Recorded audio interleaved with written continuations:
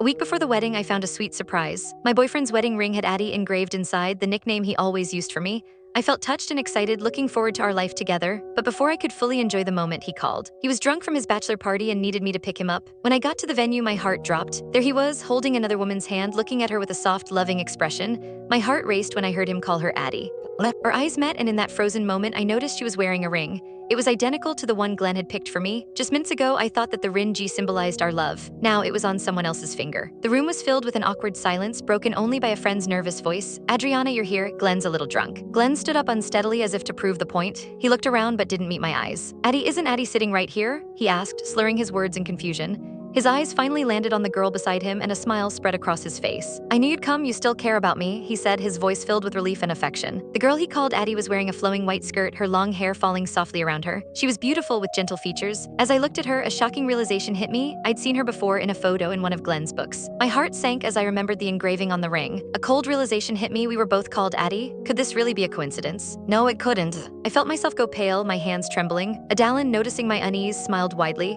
With a hint of sarcasm, she slipped the ring off her finger and handed it to me. "Glenn was drunk. He didn't mean to give me the ring," she said, her voice full of mockery. "Don't take it too seriously. He always acts childish when he's drunk." Her tone was sharp, but I took the ring, clutching it tightly. Finally, Glenn looked at me and started walking over, his eagerness giving me a small glimmer of hope. Maybe, just maybe, he was about to explain everything. To my shock, Glenn's eyes became fierce, like an animal guarding its food.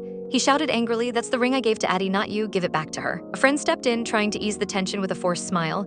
"Glenn hasn't seen Adalyn in a while. He's drunk and not thinking straight. Don't let it get to you, Addie." But Glenn's grip tightened painfully around my hand as he tried to snatch the ring from me.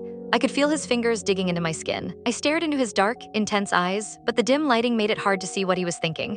His face looked so unfamiliar, and it was difficult to believe that this angry man was the same person who had once loved me so deeply. Refusing to give up the ring, I watched in shock as Glenn stubbornly pried my fingers open, one by one, even as it felt like my skin might tear. Friends tried to intervene, but Glenn shoved them aside. In the end, he managed to pull the ring from my hand. He stumbled toward Adalyn, holding the ring up, and sank to one knee with a devotion that almost seemed sacred. "Addie," he said, "will you marry me? This ring was made just for you. I've been waiting for you for so many years." The room fell completely silent, with only his proposal hanging in the air. My chest tightened with a painful mix of anger and betrayal. At that moment, I fully understood. Glenn's love wasn't for me, but for Adalyn. I gritted my teeth, feeling a burning pain on my face, and turned to leave. But just a few steps away, I heard a loud commotion and looked back. To my shock, Glenn collapsed and fainted on the floor. Adalyn called out to me, "Take him home and pretend this never happened." She watched with a half smile and a touch of disdain. "Glenn invited me to your wedding. I'll be there tomorrow. It's too bad you're marrying him when you'll never be the one he truly loves. How unlucky for you." As others helped Glenn to his feet and led him to my car, they reassured me, "Sister-in-law, Glenn is just extremely drunk. You're getting married next week. Don't let this incident cause any trouble." I was briefly distracted, and before I knew it, Glenn was in my car. Adalyn's smirk stayed in my mind as I drove away, her cruel words echoing clearly.